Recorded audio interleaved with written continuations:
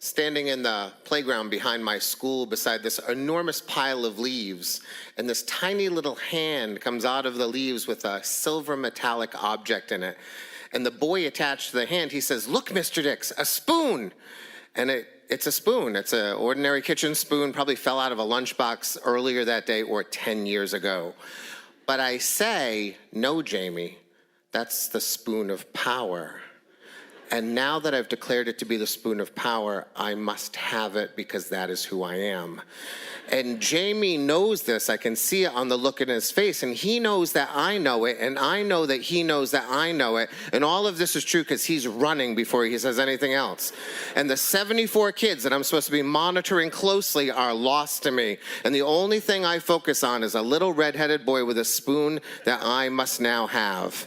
And we run across the field and we climb up the slide and through the tubes. And 17 minutes later, the bell rings. And that little boy still has the spoon. And I can't believe it. But he's my student. We've got 2 hours left in the school day. He's a 5th grade kid. You know, he's a boy. He has the attention span of like an aging squirrel. He will forget about the spoon and I will get the spoon. So we're in class. I'm teaching math and I can't believe how brazen this kid is. He puts it on his desk, daring me to take it. He's got one eye on the equation, one eye on the spoon. I'm reading to the kids on a stool. It's still sitting there. He's like listening to me and watching the spoon. But I know what his downfall is going to be because the end of the day we write, and Jamie loves to write. He's one of these kids that as he writes, his head slowly falls on his arm. And I just wait for it to happen. And as I watch his head go down, it's time for me to pounce. I sneak up the aisle. I reach over to grab it, and it's not there. He turns to me and says, "Did you really think I was going to leave it there?"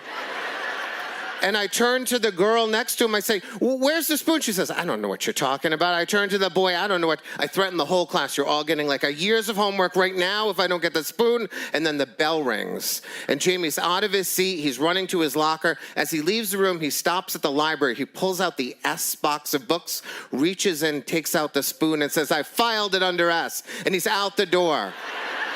I've lost the spoon. I'm never going to see it again. The next day, he walks into the room and he has the spoon around his neck on a chain. And I say, "What?" And he says, "My father drilled the hole and my mom gave me the chain." And as terrible as I am, I know I can't rip a spoon off a kid's neck by the chain. So he just walks around with the spoon of power. Thursday comes. It's time for a math test, and Mackenzie has to lose her mind because this is what Mackenzie does. She might get a 99 instead of 100, and that would be the worst thing. So I have to calm down Mackenzie as I do every day. But then Jamie gets out of his seat, walks over to Mackenzie, takes the spoon off, and puts it on her neck. And for the first time in Mackenzie's life, she does not panic while taking a test. David's grandmother passes away. 3 days later, he comes back to school. Jamie is by the door. As he walks in, he drops a spoon around David's neck and says, "I think you need this today." For the rest of the school year, when a kid is being bullied, or they forget their homework and they have to deal with me, or they've got the wrong snack in their lunchbox, or they have to talk to the principal, Jamie puts the spoon around a kid's neck, and it does more for those kids than I could ever do.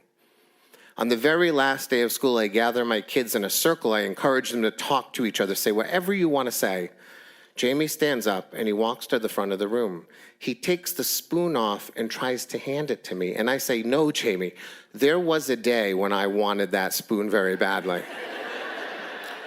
But it's your spoon. You've earned it. You get to keep it."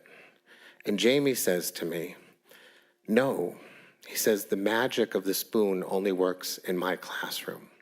He says, "I have to take the spoon and give it to kids in the future who are going to need it." And then he pulls a chair up alongside me and he steps onto it and he drops the spoon around my neck.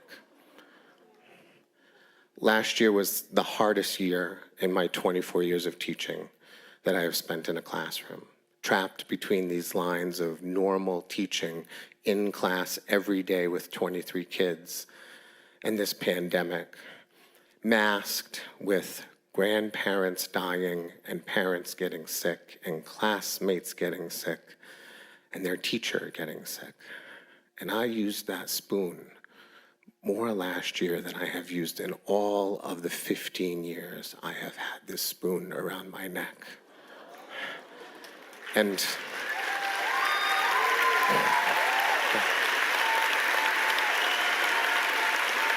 thank you.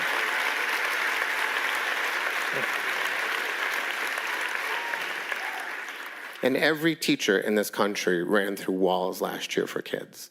But I was the luckiest teacher in America last year because 15 years ago, a little red-headed boy found this spoon on the playground, and somehow he put magic into this spoon.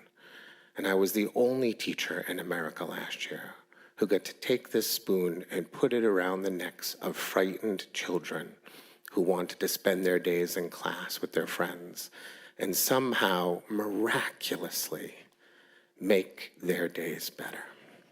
Thank you.